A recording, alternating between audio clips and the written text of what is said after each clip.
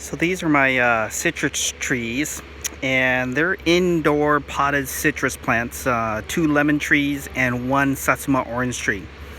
And they've been indoors all winter. I think today is about March 3rd or March 4th. And I noticed that after spending the whole entire winter indoors under a grow light, I noticed that I have some yellow spots, kind of splotchy yellow leaves here. And you can kind of see that right here on the leaves, and then you can see it on all the trees. The tips there are yellow, and here it is on the other plant. You can't see it that well on this one here, but you can notice that a little bit of yellow coloring, and the tips are starting to turn yellow. And when you see this happening a little bit, what basically that means is either a combination of things. Either you're overwatering it too much, so you definitely want to make sure that on your meter where it says moist, that you don't water it unless it's really at 4 or less, because you don't want to overwater citrus plants. That is one of the big things that you can avoid doing. That will be a lot better for your plants. And another thing is although I was fertilizing with foliage spray, I did an earlier video about the foliage spray, and I was doing that twice a month. It needed more of a boost on the fertilizer side, so I went ahead and switched over and did the citrus, I think it's called the Job's citrus fertilizer, and I put about half of the recommended amount because it's in a pot.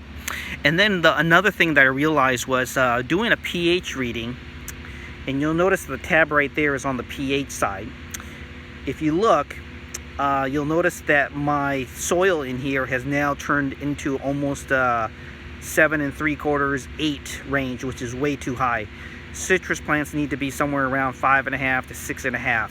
So over the course of the winter, by taking in all the nutrients into this tree from the pot itself, the soil has become very alkaline and needs to be more acidic. So what I went ahead and did was I went ahead and sprinkled earlier today some aluminum sulfite. Now, most of you will go ahead and use the soil acidifier, which is a slower process and it's a little bit safer on the plants.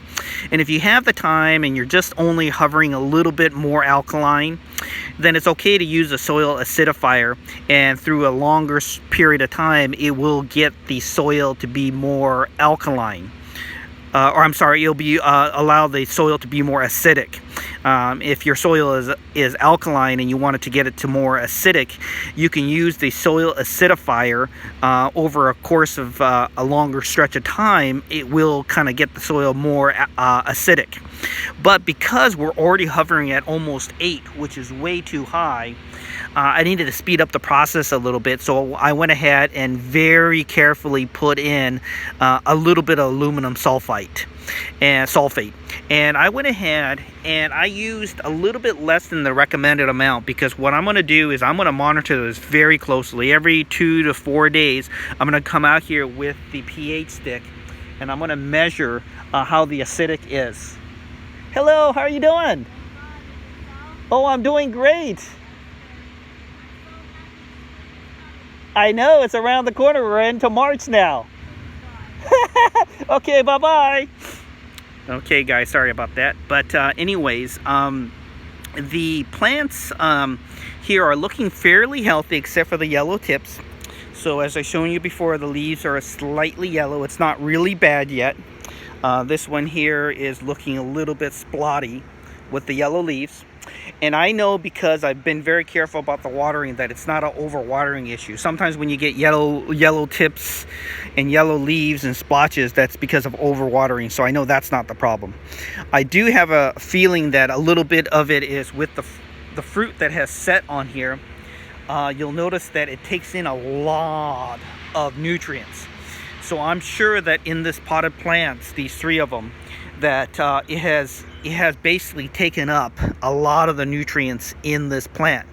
And so in order for me to replace all the nutrients that have been taken out of this plant, it's a good idea for me to add some fertilizer. Now, in the wintertime, it's recommended that you use that foliage spray, that Dyna-Gro foliage spray, and use it twice a month, once every 2 weeks. And I've been doing that.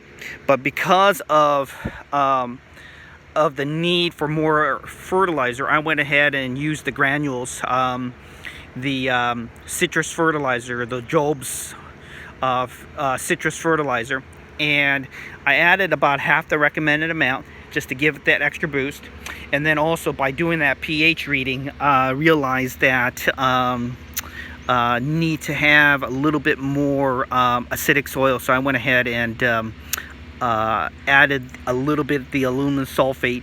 And what I'll do is I'll monitor and check this every 2 to 4 days and see how it's turning around. But that's a little bit about the maintenance as I transition out of the wintertime indoors to bringing the plants outdoors. And I'm in zone 8B. We're going to have about daytime temperatures of about 52 to 59 this week. And it's still going to be fairly cold at night. It's going to be hovering somewhere between 37 to about 44 at night. And so as you see that little jacket over there, I cover my plants up at night just to give it that extra protection in case it gets a little too cold. Now, yes, it can tolerate temperatures just a tad under 40, but it still isn't very helpful, and it's not gonna kill the plant, but it's not very good in terms of having it that cold. So I just put the shrub jacket on there to give it an extra protection and coverage.